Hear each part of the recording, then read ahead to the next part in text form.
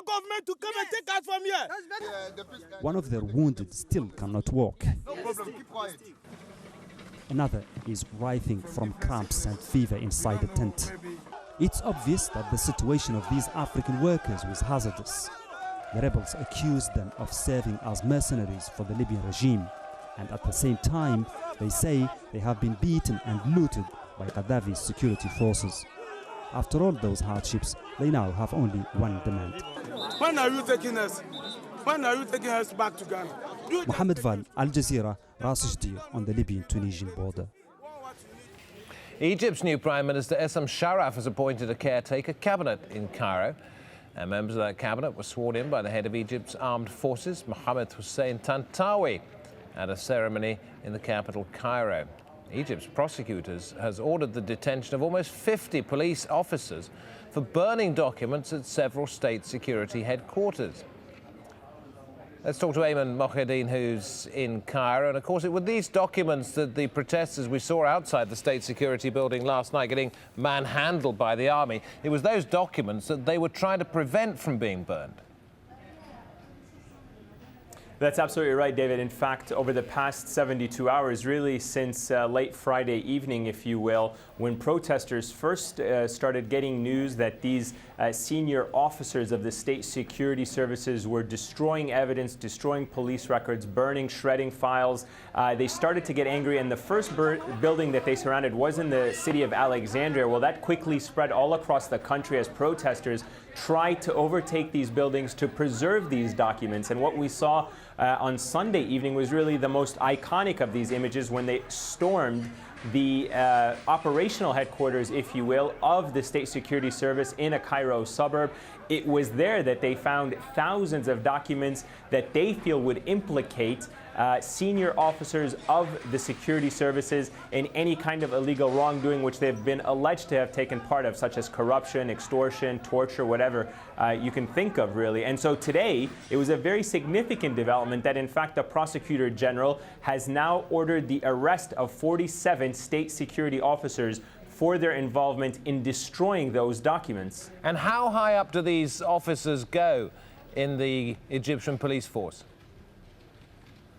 Well, right now we don't have the names of these individuals. That has not been made public yet. But what we can essentially ascertain from the fact that they are officers, because generally speaking, the state security service is divided into two general categories, those that are conscripts much lower and the senior officers from the mid-level to the senior positions who have perhaps been responsible for ordering the destruction of this evidence. Now, we've seen the images of the shredded documents. We've seen the burnt out paper trails. The question really now is trying to piece that chain of command between these 47 individuals. And again, we don't know if they were all essentially localized in Cairo or were they on a national level from different governments. Certainly more will come in the coming days, but we do know that these 47 individuals are somehow linked in the eyes of the Prosecutor General to the order on a national level to destroy this evidence. It's also one of the reasons why the Prosecutor General has now ordered all of the state security buildings across the country sealed by the military and all the documents to be confiscated and handed over to the military pending further investigations. Thanks, Ayman. Ahead on this program. People want democracy! People want democracy! Down with the Shia protesters in Bahrain call on the US to stop backing the country's monarchy. And as Mexico battles drugs-related violence, we look at how many people there are turning to spirituality for comfort.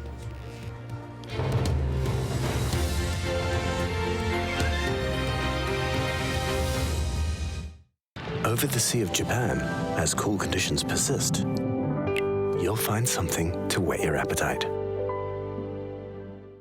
Hello once again. We've got another winter storm making its way across the United States. Now, over the last couple of days, we've seen this particular storm system easing further eastwards. Eastern thirds had some awful weather. That's going to continue drifting a little further eastwards. New England seeing some of the wintry flurries as we go on through the next 24 hours or so into eastern parts of Canada. It will only make way for the next storm system, which is currently pushing its way across the Rockies. And as we go on through Tuesday, then we'll see that wintry weather diving its way over the mountain states, pushing right the way towards the prairies. Very wet weather also affecting southernmost parts by this stage. So some poor conditions to come for many. Meanwhile, it should be drier over towards the eastern side of the country, even drier too over towards the west. But just notice there'll be some wintry weather just around the Pacific Northwest into Western Canada. Rain, sleet and snow to come here then. We got some rain to come into Central America, southern parts of Central America, just around Nicaragua. That aside, it's fine and dry. The Caribbean looking lovely. Temperatures getting up to 27, 28 degrees. Plenty of pleasant sunshine to come.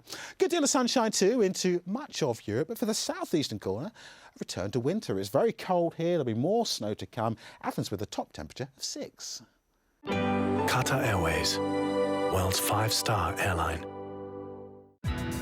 From local traders to international finance, it's commerce that makes the world go round. For global companies and developing markets, communication is the currency, and information is the most valuable commodity. Counting the cost at this time on Al Jazeera. The relocation of the Ahmadiyya has magnified the issue of religious intolerance in Indonesia. Is this inevitable in a multicultural society? And is the government turning a blind eye?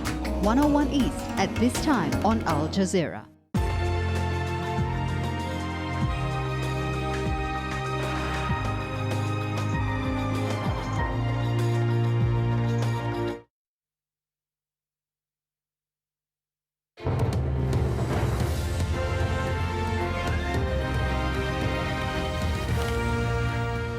Good to have your company here on Al Jazeera. The latest developments on our top story. Rebel fighters in the Libyan town of Ras Lanuf are still fighting pro-Gaddafi forces. We're hearing reports of airstrikes leaving several dead, including one entire family trying to escape.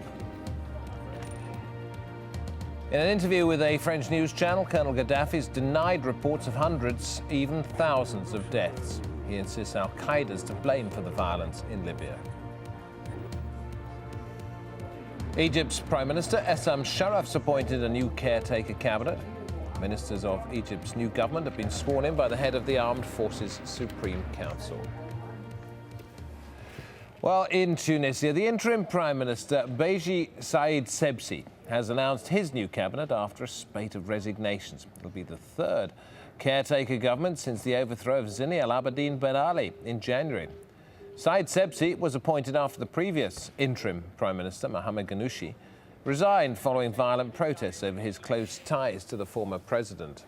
Here's Nazanin Moshiri. What the Prime Minister Beji Said Sebsi is trying to do is bring some stability to the country. The main posts, the crucial posts, remain the same, but there are new faces in the cabinet, and those people are technocrats. They're not politicians, so they will be moving the country forward, taking care, because this is a caretaker government, an interim government, not the real government. What everyone here is trying to work towards is an election that will be free and internationally monitored. Hundreds of people in Iraq have taken to the streets of the capital, Baghdad, voicing their remorse for even voting in the country's elections a year ago. Protesters say they regret electing current members of parliament who they allege haven't helped solve the country's problems. Iraqis have been